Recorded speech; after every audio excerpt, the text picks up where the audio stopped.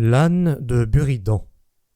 Jean Buridan, célèbre dialecticien du XIVe siècle, fit sur Aristote des commentaires qui ne lui auraient valu qu'une mince réputation s'il n'avait eu l'heureuse idée d'attacher son nom à celui d'un âne qui s'est chargé de le conduire à la postérité.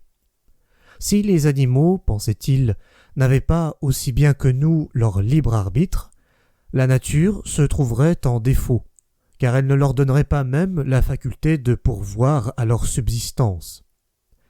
À l'appui de cette argumentation, il prenait un âne également pressé par la soif et par la faim, le plaçait entre un picotin d'avoine et un seau d'eau, également distant, exerçant sur lui la même impression, et il demandait « Que fera cet âne ?»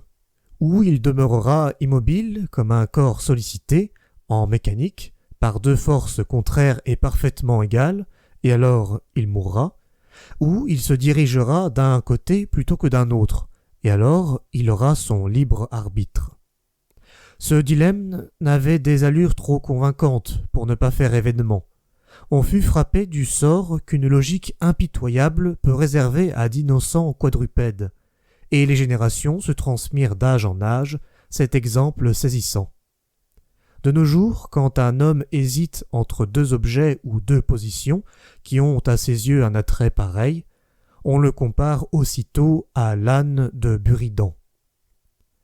Connaissez-vous cette histoire frivole d'un certain âne illustre dans l'école ? Dans l'écurie, on vint lui présenter, pour son dîner, deux mesures égales, de même force à pareils intervalles.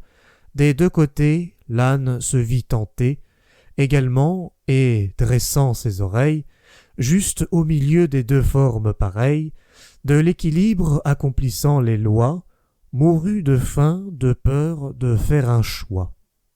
Voltaire.